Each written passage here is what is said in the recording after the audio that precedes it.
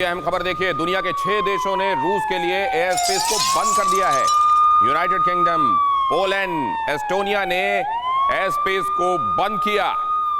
Bulgaria, Latvia, check Republic का भी action. रूस के लिए अपने एयर स्पेस को इन तमाम देशों ने सील किया। यूक्रेन में छिपे रूसी जवानों को जेलेंस्की की फौज ने पकड़ा। निकोलेव में बंकर में छिपा हुआ रूसी सैनिक पकड़ा गया। यूक्रेन की आर्मी ने रूसी जवान को घसीट कर निकाला।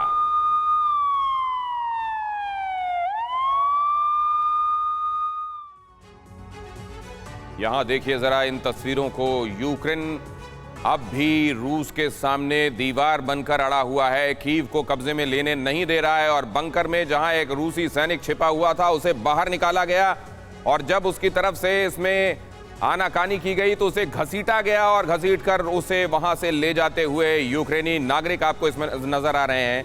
यहां पर निश्चित रूप से यूक्रेनी सिविलियंस हैं जिन्होंने रूस के किसी एक सैनिक को आइडेंटिफाई किया है, उसे बंकर से निकाला है और घसीटते हुए ले जाया गया है। रूस ने बेलारूस से शुरू की है नई घेराबंदी। हालांकि बेलारूस के जरिए वो वैसे ही यूक्रेन को घेरता रहा है, लेकिन अब नए तरीके से एक बार फिर उसने इस काम को शुरू किया है। रूसी टैंकों का कारवां यूक्रेन के लिए रवाना हुआ है। रूसी टैंक्स पर इस बार जेड के बजाय वी विक्ट्री मार्किंग दिखाई दे रही है।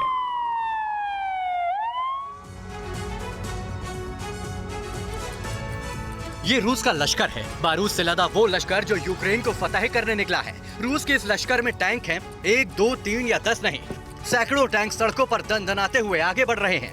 रूस के ये टैंक्स बेलारूस से होकर तेजी से यूक्रेन की तरफ बढ़ रहे हैं। इन टैंक्स पर अब वी मार्क लगा है, पहले इन पर जेड मार्क था। वॉर जोन से जो तस्वीरें आ रही हैं, उनमें सोशल मीडिया पर भी ऐसे वीडियो हैं जो युद्ध की विभीषिका को बखूबी बयां कर रहे हैं।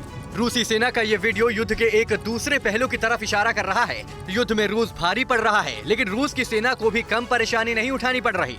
हाईवे पर खड़ी रूसी आर्मी की ये गाड़ियां ईंधन की कमी की मार झेल रही हैं। कई जगहों पर रूसी सेना को खाने पीने की चीजों की भी दिक्कत हो रही है। जरूरी चीजें वक्त पर उन्हें मुहैया नहीं हो पा रही। अगर युद्ध ज्यादा लंबा खिंचा तो उसका खामियाजा रूसी सेना को भी उठाना पड़ेगा। ये तस्वीरें तो महज उस भयावह मंजर का ट्रेलर भर है। अभी देखते रहिए यूक्रेन और रूस से कैसी कैसी परेशान करने वाली तस्वीरें सामने आती हैं। और भारत के लिए एयर इंडिया का विमान रवाना। 300 छात्र लेकर रोमानिया से रवाना हुई फ्लाइट आज रात 9 बजे दिल्ली पहुंचेगा विमान। हंगरी और पोलैंड के रास्ते से छात्रों को निकालने का प्लान।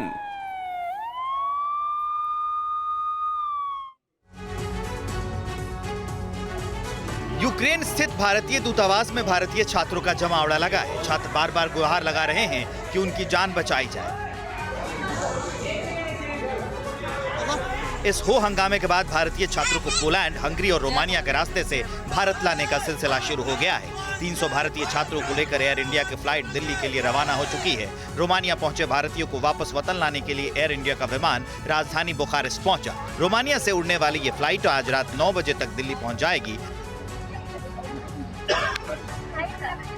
भारतीय छात्रों को जानकारी दी गई है कि पश्चिमी यूक्रेन के लिए और चेरनविस्टी में विदेश मंत्रालय के कैंप काम कर रहे हैं। आज यूक्रेन के लिए एयर इंडिया की 4 फ्लाइट संचालित की गई है।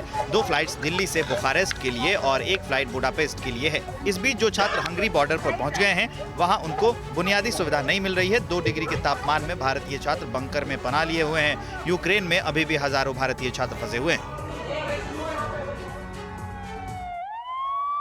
और परवाह देश की, सोमवार से शुक्रवार रात 10 बजे TV9 भारतवर्ष पर।